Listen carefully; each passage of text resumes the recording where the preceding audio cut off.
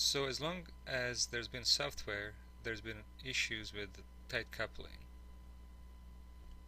Even if we have a solution that's pretty well layered, in other words, it's divided into its logical layers in a good fashion. If these layers are interacting with each other in a way that they're instantiating each other, they need reference to the assemblies of each other. What we have is tight coupling. One of the ways to reduce and eliminate this tight coupling and free some of our components from being directly responsible and interacting in a direct manner through the code with another component, one of the ways that we can do this is through dependency injection. And what this is a clever way of using polymorphism and software design principles to free certain components of being dependent on other components to be built and worked on.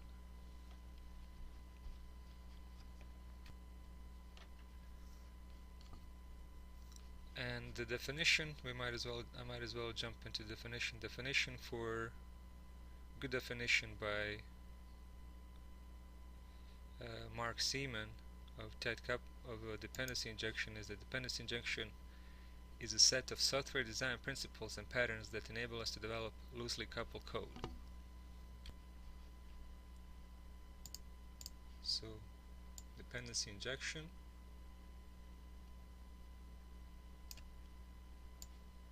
definition, set of software design principles and patterns that enable us to develop loosely coupled code. The most common used technique is constructor injection. And this is the technique that I will be demonstrating in a code. Some of the benefits of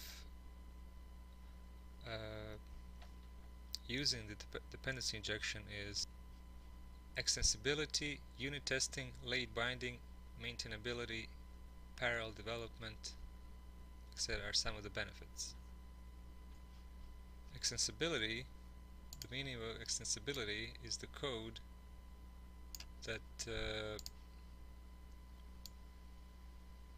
that can respond quickly to new requirements. That's very important, and it's actually a core benefit behind using one of the core benefits behind using the dependency injection is that it's going to be open for modification, open for extension, but closed for modification.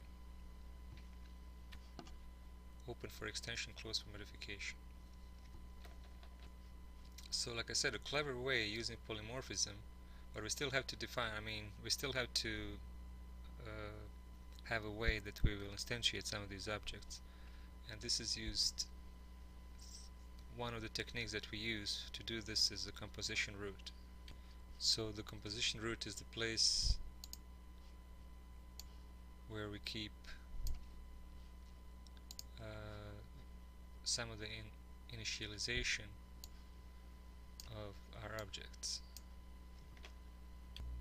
Some of the containers that are used to make this simpler is Unity and Inject.